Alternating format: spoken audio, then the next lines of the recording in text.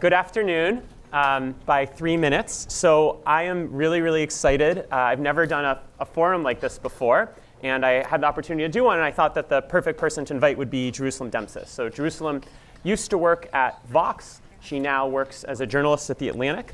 She's one of the leading policy, in my view, one of the leading policy journalists in DC. And her biggest area of focus has been housing affordability in the US. Now, one of the wonderful things about the UChicago economics community is that we draw graduate students from around the world.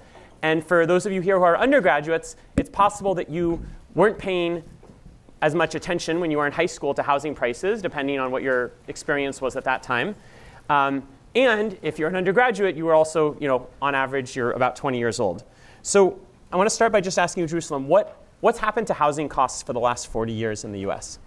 Yeah, so first of all, thanks everyone for being here, whether you're here for me or for your free food. I did that all the time too, so very fair. And Peter just says I'm the leading policy journalist because I cite his work, so don't be fooled. But housing prices, I'm sure no one's surprised, have gone up significantly over the last 40 years. From 1987 to now, the Case-Shiller home price index has gone up by nearly 5 times. The median sales price of a home in 1980 was $60-something thousand. Now it's $460-something thousand. And so, home prices have gone up significantly. And why that is a pretty complicated set of reasons.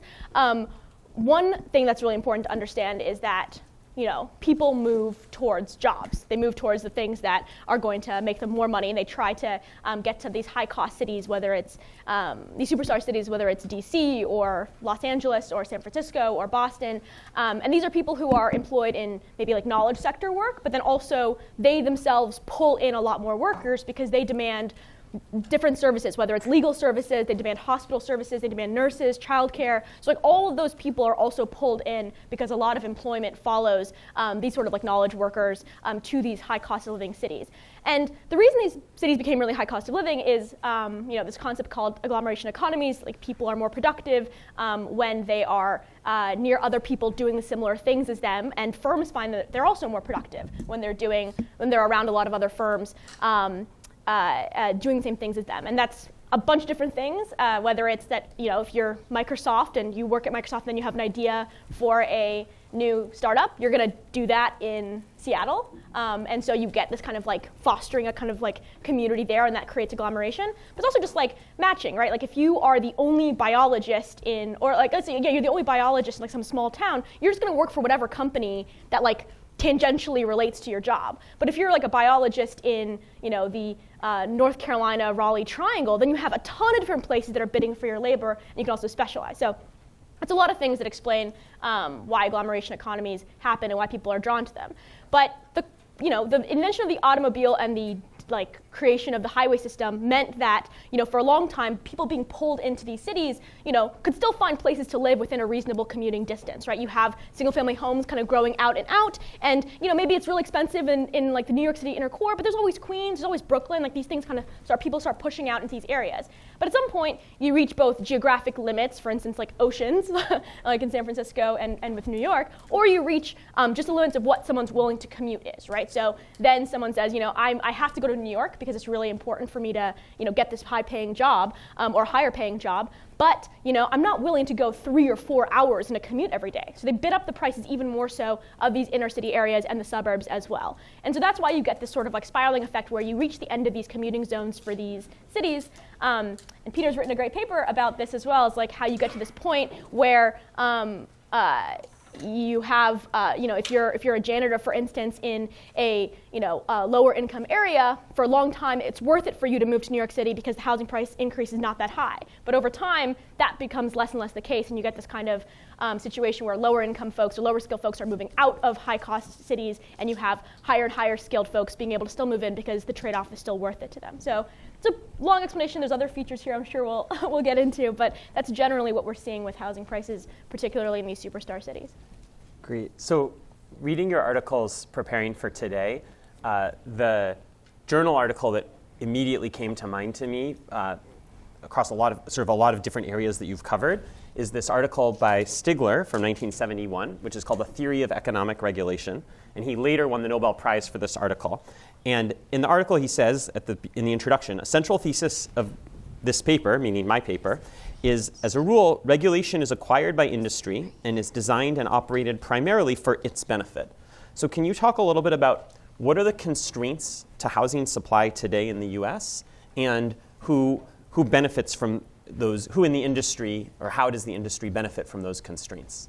Yes, so one of the things that I didn't just mention in my explanation is that, these cities and suburbs aren't full, right? Like you go to these places and you see these like massive single family homes and you can just say like, okay, well like 10 people could live on that lot if it was, a small apartment, or 10 families could live on that lot if it was like a small, multiplex, or, hundreds of people could live on that lot if it was a big apartment building. So what we have in a lot of these cities and suburbs are these constraints, zoning constraints, building constraints that make it difficult or illegal, basically, to build anything other than single-family homes. Even when you're talking about places like Manhattan, you're talking about San Francisco, places that are extremely close to the inner core of these, office complexes where you have lots of people who want to live there and need to live there to work. You have an inability to build for that population. And the groups that are generally responsible for these types of regulations are homeowners in these existing areas who lobby and push for wanting to maintain the neighborhood character of the area where they bought into. You also have environmental groups who maybe have concerns about like the urban growth boundary. They don't want people building too far out, or they have feelings around development that every single project necessarily only comes with increased emissions, and you often don't get that kind of like general balancing of, okay, well, maybe a building, creating an apartment building costs something in terms of emissions, but it also creates benefits in terms of increased density means people are driving less or using fewer heating costs because you're sharing that. So our environmental groups, you actually just explain the emissions argument. Slow down a little bit. Yeah. I think I get it, but in what way a new apartment building is proposed in Hyde Park? We're considering two worlds: one world where it gets built, and another world where it doesn't get built. Yeah. Talk about explain what emissions. Sure. I assume you mean greenhouse gas emissions. Yes. But then how should I think about what emissions will look like in the world where the building gets built and in the world where the building doesn't get built? So if you're talking about like a concrete apartment building, that comes with emissions when you're building the actual structure. That comes with whether it's people literally driving their trucks to construction sites or whatever, that creates emissions. But also literally the process of creating concrete comes with emissions as well. This obviously does not translate to wood frames. It's much fewer emissions that come along with that. But like every construction process comes with a significant amount of, any development at all comes with some amount of emissions. But when you think about that, you have to think about it relative to what you're actually creating, right? Because there are emissions that come with building wind farms and building solar panels, and like we obviously see that the net effect of those projects is to be climate friendly. We haven't had that sort of realization within the zoning and building codes when it comes to housing. With housing, you have higher density areas. People use fewer emissions because they're able to walk more or use public transit more when they live in high dense dense areas.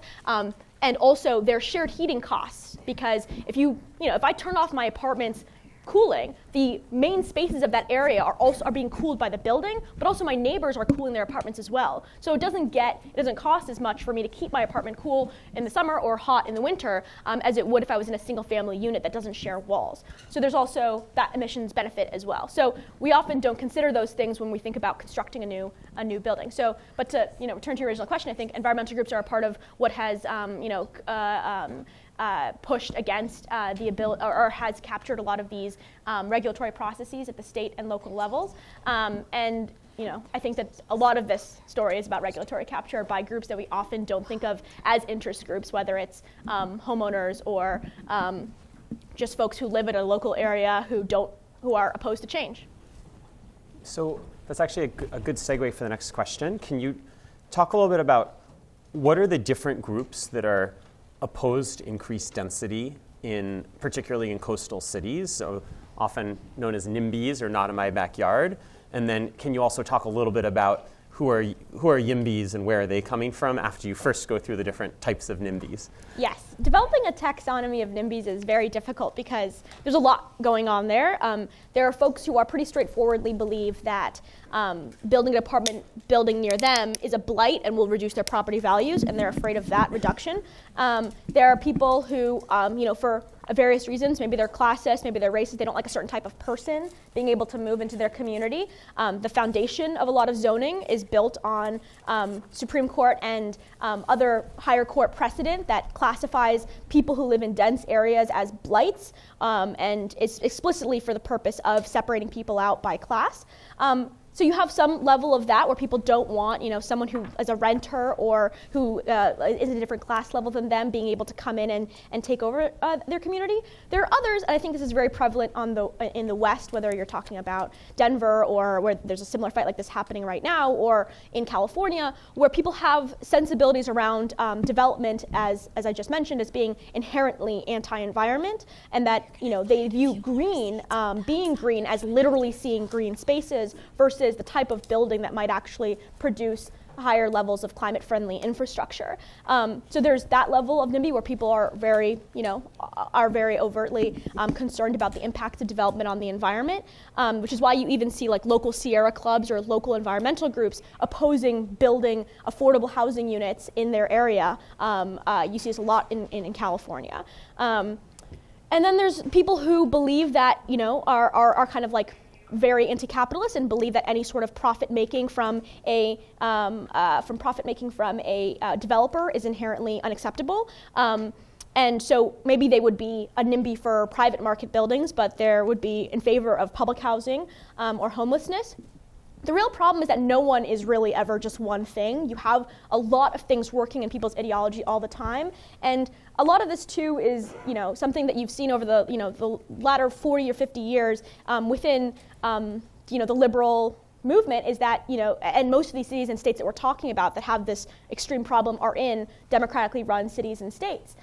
Is you have this belief in changes to a local community have to be debated by that community on a project by project level. And this growth and belief in participatory democracy that begins with things like the Students for Democratic Society and anti-war efforts and feeling like that big government had really run through a lot of marginalized communities turns into an ideology which prizes local voices above everyone else. And we'll talk more about this later, but often when you create processes that only focus on local voices, you don't actually get all local voices, and you certainly don't get everyone who's affected by a decision actually being able to have their voice heard, because a house being built in San Francisco like 10 years ago might be the house that I want to live in one day when I get a job, but I'm not included in the process of deciding whether or not that house is ever built. So let's talk about that more. Yeah. So I'm going to define one term and then jump forward. So YIMBYs would be yes in my backyard as in opposition to not in my backyard. And so one political challenge for YIMBYs is that renters vote less often than homeowners, and future residents of a city don't get a vote at all. So are there ways that we can reform the political system to give renters and or future residents more of a say than they currently have in the current planning process? Sure. So, there are two levels to this. One is that people have recognized the unrepresentativeness of community participation. There's a good paper, set of papers by Boston University researchers led by Catherine Einstein that looks at who shows up to zoning board meetings in Massachusetts. And relative to the population, it's you're a lot more likely to be a homeowner, you're a lot more likely to be male, you're a lot more likely to be older than like 65. And I said homeowner earlier. So all of those things mean that you are unrepresentative relative to your population. They also looked during COVID, because during COVID you had a shift where a lot of these meetings went online, people could do Zoom participation. And there's this large belief that, which makes a lot of sense, that people are not participating because if the costs were just a little bit lower, like if you have a job and you have to get home and you have to get your kids to school, or you have to pick them up from something, you're not going to be able to go to that meeting and either in the middle of the day or at night, and even if you could technically do it, it's going to be too exhausting. It's too much of a cost for you to bear. What they find is during COVID, it does not become any less unrepresentative. It actually becomes slightly more unrepresentative. And I think the thing to think about here is just like, you would have to pay me to go to one of these meetings. I don't know if anyone here has like gone to a local zoning board meeting. They're either extremely boring or they're extremely hostile. And I actually do, that's my job. That's why I go to these things. So you do get paid, in fact, to go to zoning meetings. But I had never attended one before. And so what is important to think about is there's just like a set of people who are willing to do this. And maybe you make it slightly easier or harder for them to go to these kinds of events. But the average person and representative samples of people are just not interested in this because it's not fun or cool or interesting to do. Or they might be interested but have other things going on in their lives. So certainly for the last 5 years, like, you know, I have small children and I had a hard challenge of trying to get tenure, and so I just didn't do anything except children and work. Exactly. And you might just be busy with work, Totally. even if you are interested. Yeah, and often when people do get engaged, they're only getting engaged at like a flashpoint, like something becomes a really big moment in their community, like, you know, maybe there's, you know, a big development that's potentially planned, or, you know, any kind of thing that's being up for debate where you see a flashpoint of a bunch of people getting involved.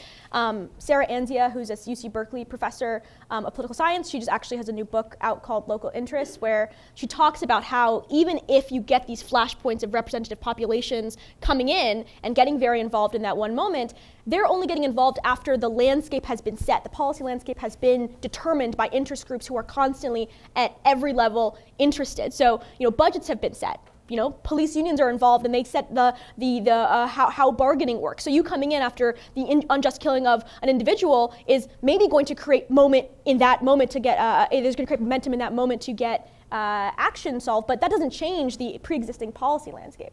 But I've completely lost the thread of what your original question was. So are there alternative political institutions you can imagine which would give more, not more votes, but more voice to current renters or future residents of an area? Yes, and I think what we're seeing here is there's a movement to push decision making from the local level to the state level, and that I think is the most important thing that can be done to resolve this issue, because you're not going to get everyone's voice in this way, but if you have like generally the region around a city that also is included in the political decision making around how much should be built in an area, and we're seeing this in Washington, we're seeing this in California, we're seeing this in even right now in New York, there's attempts to do this at the state level. You get politicians for whom their job depends on, you know, the economic outcomes of that area, right? Like we hold our governors accountable if things just seem bad. But if you're a local council member, you're not going to blame them for high unemployment. You're not going to blame them for, you know, housing prices being really high. And so we see this shift happening where we see state governments really taking this authority back from local governments and political institutions, and that's creating a lot of momentum to increase housing supply in a lot of these areas. So let's imagine, for the sake of argument, that you become a stand-in for the YIMBY movement, you get elected as governor of one of these states with restrictions. It seems to me like the YIMBYs have two major political economy problems. So let me describe them and you can tell me what my description's missing and also maybe react. So the first is that housing depreciates and gets cheaper over time. And new construction, by definition, doesn't have depreciation, and so it's expensive. And it's extremely difficult for a politician to point to a shiny, expensive new apartment building. Think about like, you know, Solstice is like, I think the latest shiny apartment building in Hyde Park. And say, look, I made housing cheaper by building the super shiny thing that actually, like, if you live there, costs a lot. And then suppose that you do navigate, you know, you convince people that you are in fact responsible for Solstice and increased housing supply. Supply constraints are the biggest problem, not in places like Chicago, but in places where the city and the region are thriving economically. And so suppose that if me as a NIMBY had been elected, we would have had housing prices grow 10% a year, and then Jerusalem gets elected, succeeds in doubling the rate of new construction, housing prices still grow 5% a year instead of 10% a year. And so then you have to make the argument of, even though you see in nominal and real terms that prices are going up, they would have gone up more if we hadn't built this shiny apartment building, which is also expensive. So can you react to, like, are those the right two key challenges? And is there any way to navigate them? Yeah, so I think there's a few things here. One is that when you have, there's pretty good studies, just to like buttress what Peter's just saying, there's pretty good studies that show that filtering, which is the process by which new apartment buildings free up space in older apartment buildings or older homes such that they become now available to lower levels of the income ladder, is like pretty robust. Like people are moving in from somewhere, right? So there has to be something that they're leaving behind that is now vacant, and the people who are moving in there, those people tend to be less well off than the people who move into the shiny new apartment building. But it is a really big political problem, right? Because it's like, oh wow, like I just gave a bunch of yuppies, like, or tech workers, like a bunch of new housing in San Francisco. Like, what are you actually doing here? I think this is exactly why moving things up is really important, because you would get excoriated at the local level, right, if that happened and you were responsible for it. But the whole state, right, what they experience is a few things. One is that people experience being able to move to the more people are able to move to San Francisco, are able to take those good jobs, and so you have benefits of people being able to move in and getting access to things they wouldn't otherwise be able to get. And then you also have a situation where you can show that average rents compared to other places have gone down, because you are actually able to compare and say, like, okay, New Zealand actually just did this massive nationwide upzoning, and they're actually able to show pretty clearly on like graphs that like this has had a real material impact. Do I think that this is going to be like substantively convincing to a bunch of people for whom like housing is actually not still not affordable to them? No, I think you actually have to pass alongside these policies other stabilization policies such that people who are local to an area also feel immediate benefits. So you have to have something around, I mean, you've done a lot of work on rent vouchers and providing rental vouchers and making sure that people who are in an area are actually able to get access to these increased affordability. But I actually think the really big problem here is that most people who are voting on or who are very incensed about this issue are a small group of homeowners for whom like their material circumstances are not going to change. Like they own a house in these like high cost of living areas. They're the ones who are showing up at these meetings and who are becoming a real political problem for folks. And so the thing that you have to show them is not that their home prices are going down because they're locked into a mortgage that is going to continue. They're paying the same thing regardless of what your housing policy is doing, but that the changes in their community are actually not making them materially worse off. So I think that the problem here is we often think like, well, the people who are really angry are not going to be happy if we don't see lower rent prices or lower home prices. But actually the people who are really angry are only going to be happy if they see like, oh, it doesn't ruin my community if there's like some people who live in a bungalow nearby, or there's like a townhouse rather than a single family home next door. And I think that's actually the political economy problem that's really relevant to the prospects of anyone who's trying to upzone a state or a city or a region. Sorry, I just want to clarify to make sure I understand the last point. You're saying it's a small minority that needs to be persuaded rather than a majority. Is that? I think that, yes. So I think that the people who are actually a political problem for like YIMBY lawmakers are not the people who need to afford a new house. Like, as I just mentioned, those people are not actually active in state and local government. It is the people who need to be convinced that it's not going to ruin their communities to allow for that upzoning to occur. Which is why when you see these small shifts, right, like small changes in reduced parking lot size that don't like, or like in California, I think a particularly good example is they legalized accessory dwelling units. So now you can build like a mother-in-law suite in your backyard, or you can convert your garage to an apartment for your kid or something like that. People were like terrified of this change. Like people were saying like this is going to destroy these neighborhoods. All these neighborhoods are gonna be full of students who are, like you guys, like just ruining everything and like throwing your parties in these ADUs. And instead what happens is that it's actually not that big of a deal. Like people have like in their backyard, they already had that space. It doesn't actually really visually impact the area at all. Like yes, there are more people living there, but I don't know if you guys have seen an ADU. It's usually like for like one single person, like no one's throwing a party. I guess you guys are in dorms, so maybe you guys would. But I think that creates a situation where people become more amenable to future changes because of that. It took 30 years to actually pass ADU legislation meaningfully in California. And so I think that's actually the real political economy problem. And, even in California, people weren't getting thrown out of office for high home prices for decades. It's only until now that it became a real political issue. And then just to make sure I understand, so I've seen lots of ADUs because like my cousin has one in her backyard in California, and like you can see them if you're walking around the street in Berkeley. But you're saying that you don't think there's been a political backlash at all to ADUs? No, not that I've seen. No, it's obviously very hard to measure, but there's not some big like anti-ADU. They've completely moved on from this as an issue. Okay, so I want to go back to the we started talking. I want to keep talking about the participatory democracy piece. Mm-hmm. So I think about the classical liberal project of promoting freedom as being about, like in the sense of like John Stuart Mill, as being to expand the scope of individual rights. And then I think about the left-wing interpretation of this project is about seeking to protect the rights of minorities, be it the Voting Rights Act to protect Black Americans' voting rights, the right to gay marriage, the right to choose your gender identity. And the project of expanding these rights, I think, usually comes with a commitment to due process and the rule of law. Now, both in other countries and in the US, among populists, we've seen skepticism about minority rights and advocacy of, and sometimes actually having, legal changes which empower the majority over the minority. And so, should I think about YIMBYism as like the left-wing version of the populism that we're seeing trying to erode individual rights in a lot of countries? And why or why not? Is that like a useful or unhelpful comparison? I think it's hard because the question here is, I mean, obviously there are lots of minority populations that are being disadvantaged by the current situation, right? Like folks who are poor, folks who are, homelessness is a function largely of housing supply. So like homeless populations have exploded after we've seen in these high cost of living cities as a result. So I think it's hard to say that the goal of YIMBYism and the folks like me who are very skeptical of participatory democracy at the local level are necessarily saying that we're trying to take away minority rights. And I think in general, we're actually empowering a lot of minority groups by saying that access to democracy should be at the ballot box and not whether you're showing up to a zoning board meeting at 7 p.m.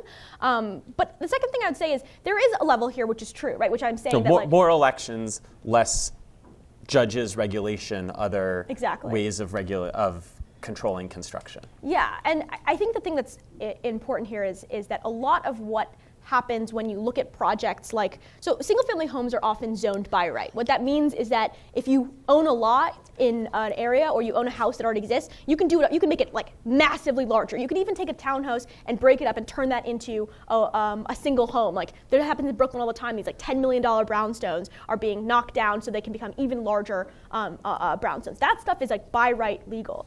What we actually have with other types of things that are not necessarily legal, like an apartment building, if an area is not zoned for that, or even a duplex or a quadplex or these small, gentle density options, is that you have to go to your zoning board and ask for a variance. You say like, hey, like I would like an exception to the rule, and then everyone gets to debate whether that's the case. And so, not necessarily, I think that like that construction, right? It empowers like what is a legitimate, like one minority, which is like single-family homeowners in San Francisco is a minority of people, but those people have like no skepticism to their projects and what they want to do. Versus renters are a minority in this country, and folks who are trying to live in like multifamily homes are minority in this country, and those people are considered and have a lot of there's a lot of skepticism on their projects. So. Why this is important is that what this means is that the entire democratic process then becomes about who can hire a lawyer and sue to stop these variances from being allowed, or who can gin up a bunch of opposition at the local level. And so this idea that the participatory democracy is empowering to minority groups is only the case if you think that that's the only minority group that should matter, because we know from the data I've cited earlier that most minority groups that we're talking about here, and I don't just mean here like racial minorities, but like any kind of like minority group of people, is not actually engaged. It's like this minority of wealthy, higher income homeowners that's the only minority that gets actually power in this situation. And I want to be clear here because I think there's a lot of folks who believe like, okay, well like we should just make it easier for like other minority groups, right, to like get access to this. I think a lot of folks in the environmental justice movement are really wanting to push forward and say, you know, we need to make it more accessible to people who are in these disadvantaged groups to have access to these spaces. But I think there's two things that are a problem with this. Like one is that people have just demonstrably shown that they don't want to engage in politics in this way, and it's a massive demand on their time. And the idea that democracy is like based on whether or not you're willing to give up like hours and hours of your time and energy and even money in hiring lawyers in order to get access to this seems like actually just quite illegitimate to me. But like secondly, I think the same problem we mentioned earlier, which is I just don't think you can actually capture the group of people that matters here. And at some level, you're right. I am saying we should preference the majority over the minority, but that doesn't mean there's no acceptance of their preferences at all. Like people still have the ability to like own your single family home. Like no one is forcing you to sell that and turn that into something else. And so I think in many ways this is actually empowering of groups. But I agree, there's like some level here which is in tension with the idea that people should have the ability to block things in their own communities. Let me just try to give two more examples to push a little bit more on this. So in a world where governors have more power and there's less courts intervening to sort of prevent takings of various kinds. I think it's possible that you would have what's sometimes described as like a silent majority, which would be in favor of more incarceration, more police. That's like one more policing of minority communities. And then as a second bucket, I would think about threats to academic freedom. So for example, like the University of Florida has, basically had, there was at one point, they didn't allow professors to testify in a voter redistricting case. Ultimately, they did let the professors testify. But giving the governor more power would have consequences in a bunch of different domains. And so is this sort of, that's going to be the collateral damage of giving the governor more power over housing, is that the governor also gets more power over criminal justice and policing and gets more power over how to run the universities in the way that the median voter might want? Or is there some way or is there some reason to think that we can let governors be more powerful with respect to local zoning, but not with respect to crime and policing and not with respect to education?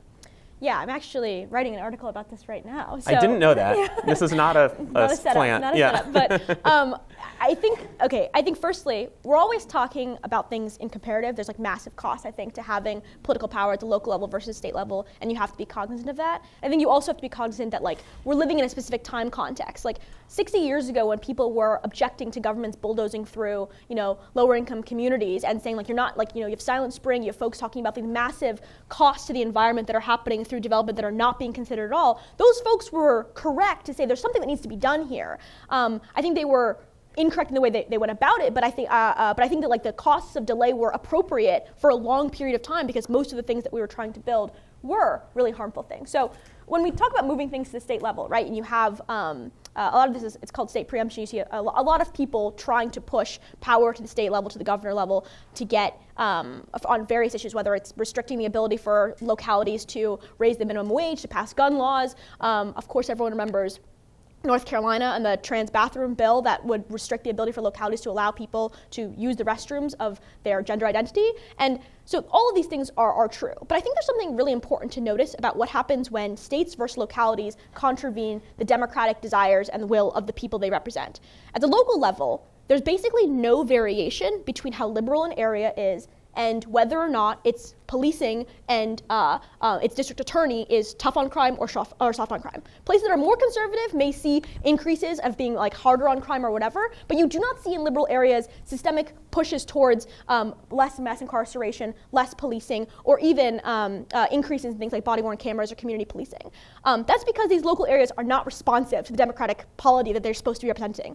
At the state level, there are times where this is obviously true, I think particularly on non-salient issues. But on salient issues, I actually think this is not the case, right? Because if we look back to what happened with North Carolina, right, what occurs is there's a massive democratic backlash, economic backlash that happens, both because there's a media apparatus that exists at the state level to actually hold states accountable relative to what's happening at the local level. Obviously, it's not great in state houses either, but relative to the local level, there's attention being paid there. Relative to local level, there are more nonprofit groups, there's more activity and lawyers who can pay attention and see what's going on and try to get attention. And you actually see that entire thing reversed. You see a Democratic governor elected in North Carolina who's still elected 4 years later. You see now a massive reversal on a lot of these policies in North Carolina.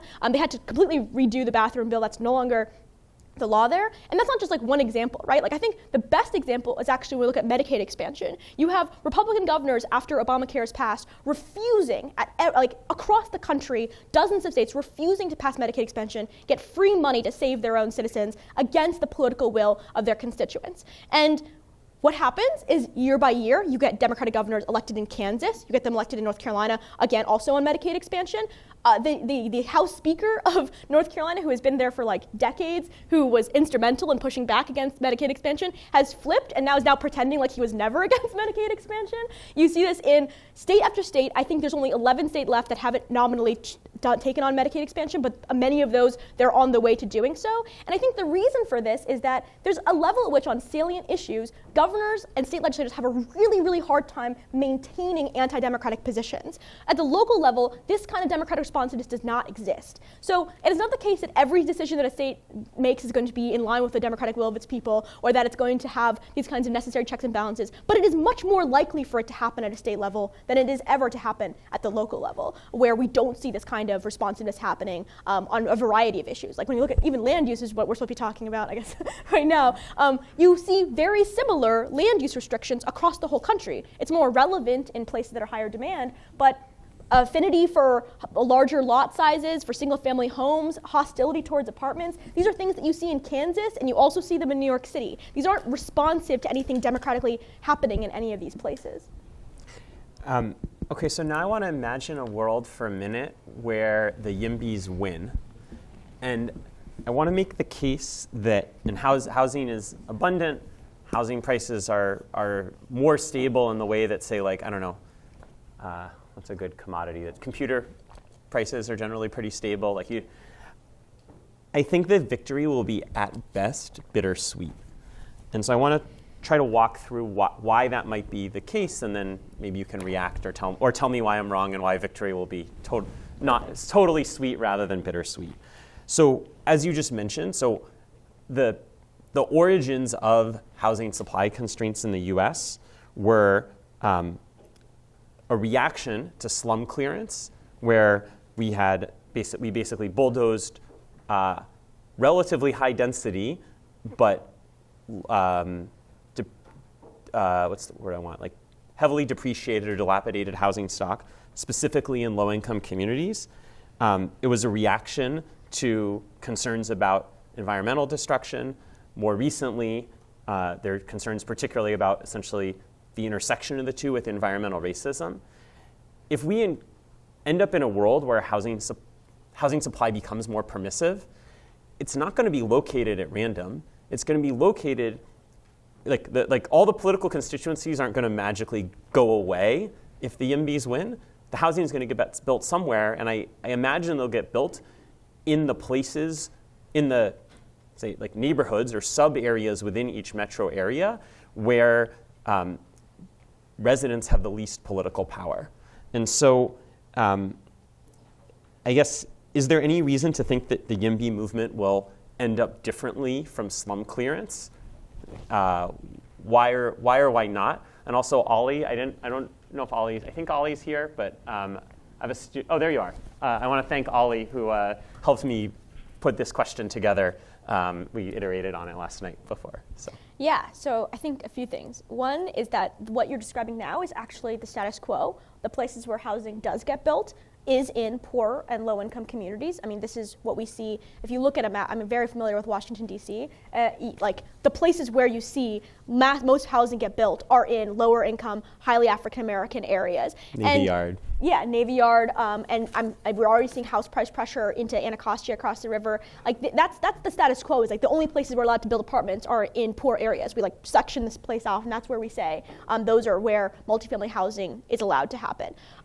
The YIMBY movement, if it's ultimately successful, is that should not be the case. Like we should make it possible to build these things in higher income places, and you should permit the building of a lot more types of housing across regions, regardless of whether they're white or high income or whatever. Now, it's obviously the case that you're right, the political realities are not going to just suddenly go away. I think that moving things to the state level obviously reduce a lot of the power that we're talking about in these groups, but still it doesn't eliminate them. There's still going to be the ability to push back. And also, a lot of these groups are people who are going to be staying in their homes for a long time. Like if you don't sell your single family house, like no one's coming to bulldoze it and like turn it into an apartment building. So it might stay there for a long time, whereas in lower income areas, you have a lot more mobility and transience happening for a variety of reasons, which means these places do get vacated. It is easier to have turnover of the housing stock in these places. So one is I think that it is certainly the case that whatever happens in 50 years from now, there will be someone sitting in this room talking about how dumb we were 50 years ago to do this and that we made a massive amounts of mistakes, just like what is now happening right now with people who I think of as of doing a lot of what the best they could 50 years ago. But there's a really good book by Paul Sabin called One thing about the 50 years ago is I'm just thinking about my grandma. So my grandma was very active in local politics, not exactly in Berkeley, but close to Berkeley, California. And there's like one family story in particular about her like staying up until 2 a.m. to testify, driving to Sacramento, staying up until 2 a.m. to testify like on behalf of Save the Bay, which is like one of the like environmental groups. So hopefully she's not like turning over in her grave, like disappointed in me. Hopefully she thinks that the challenges have changed, but yeah. I do wonder what she would think about my views. Yeah, there's actually, yeah, so this ties in really well because Paul Sabin, he's a historian at Yale, wrote this book called Public Citizen, where he goes back and looks at what happened in the 70s in reaction to a lot of what you just brought up. And the specific theory that they present, right, is that government has been captured, that like industry has captured government. That's why they're allowing for all of these things to happen, that it's not democratically legitimate. And there's two possible responses here, right? One is the one that they take, which is that because government cannot be held accountable, what we need to do is create a fourth leg of the chair. Like right now, they conceptualize there's unions, there's government, and there's industry. And they're like, we need to create a fourth leg of the chair, and that's public interest groups. And actually, that's who's going to hold everyone accountable. There's actually another option, right? The other option is to reform government to make it more democratically responsive to the population. Because the issue is not that everyone was okay with like a bunch of bulldozing happening through their communities and like massive amounts of waste being dumped and toxins happening in rivers on fire. Like no one was happy with that, but there was no democratic responsiveness to that anger. And so that's why I think a lot of what happens with NIMBYism is, do we actually get these democracy reforms as well? Do we get centralization of political authority towards governors? Do we get reduction of, there's a really good paper about how Americans like never finish their ballots, and this is actually the most true in the Northeast, which is like the bastion of participatory democracy. Like we don't finish our ballots, they're too exhausting, the information costs are too high. Like there's no democratic responsiveness actually happening if that's the case. So if you get democracy reforms along with this, right, that's what actually makes it relevant to whether or not we have government that's just better or like equally bad but now in a different way 50 years from now. NIMBYism alone is not going to solve that problem. It's about whether or not we get lower costs on voters to be able to actually respond to government action, and that voting, like voting someone in and out of office, is actually meaningful is what's important, right? Because I mean, if you're in a random town, you probably, I mean, I don't know what your ballots look like here, but like, there's like 50 different people you're voting for. There's ballot initiatives, there's referendums in California. It's even more insane. You vote for individual judges. Yes, exactly. And it's so challenging. Okay, I have one like inside baseball question that I really would like to know the answer to, and then we're going to open it up for student questions. So if you haven't read this already, Jerusalem has this amazing story where you FOIA, as I understand correctly, you FOIA'd Atherton or Etherton? Atherton, which is basically a suburb of Palo Alto. And Mark Andreessen, who's a venture capitalist who has publicly advocated that America needs to have a lot more investment in construction, tech, and housing supply. When the question came up in Atherton of do we want to in fact allow more housing in Atherton, he and maybe also a family member wrote emails in all caps being like, absolutely not. I don't want to have any house with less than 1 acre of land on it. And like, I think this like story was like such a perfect encapsulation of the like possibility that people might have one set of views in public and another set of views in private. But I'm just like really curious, like, how did you think to FOIA Atherton? Like, there's so many little municipalities. Like, how did you get the idea to run this down?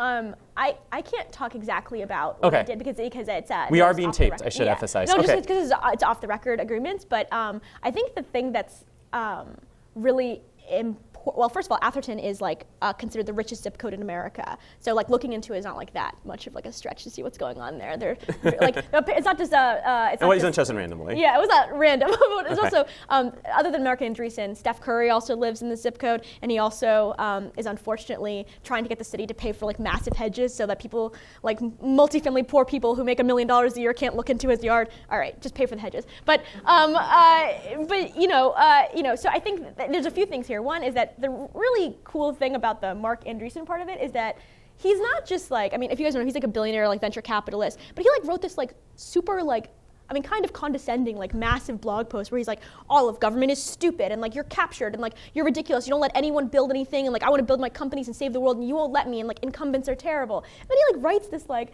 screed. Well, it's probably his wife who wrote it, but it was signed by both of them, because I was able to look at a bunch of her emails, and like it was very similar syntax level. But you should go read it. Like, it's very bizarre. And in this, it's just so clear that like people tend to think of like certain types of organized interest groups as being the types of things that can capture government, but not the interest groups that they create for themselves that maybe are informal or like liminal, like sometimes homeowner associations or whatever, not considered like these types of interest groups. But like that's what's happening here, right? Like that there are incumbents who have captured local government processes and are now like blocking new entrants to these areas. It's exactly the same story that he's yelling at California for. And like, it's fun to be like condescending to Mark Andreessen because he's like an annoying person. But at the same time, I think the big thing that's important here is that I don't think he's like lying when he says that he's annoyed by like zoning restrictions or regulations or housing supply constraints at the state level in California. I think what it is that when you create policy mechanisms that ask people on a project by project level, how do you feel about X thing? They're gonna say no a lot of the time because there's always some way to make that project better. When you ask them in general, do I think it should be easier to build housing?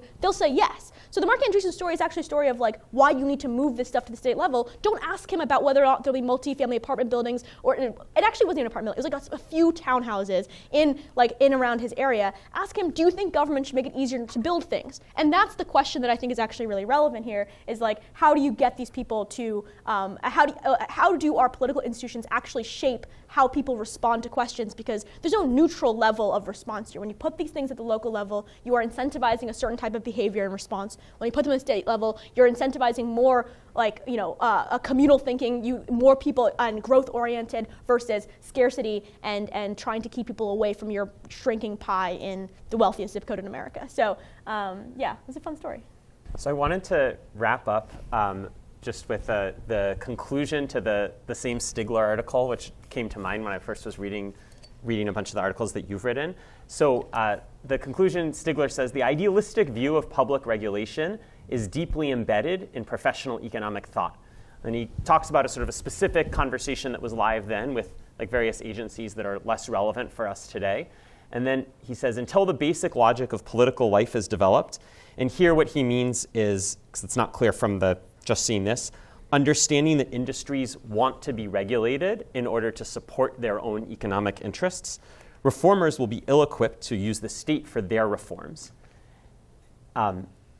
Ill-equipped to use the state for their reforms, and victims of the pervasive use of the state's support for special groups will be helpless to protect themselves. Economists should quickly establish the license to practice on the rational theory of political behavior. And so I feel like this Stigler message is something that like shows up in a lot of how you analyze housing markets. And I hope for everyone else in the room that when you think about not necessarily housing, but whatever domain you're studying, that you will sort of take the same Stigler Demsas lens to thinking about it, meaning be skeptical about what are the arguments that are the stated arguments, and think about the underlying economic interests at play. So thank you so much for joining us here. Thank you.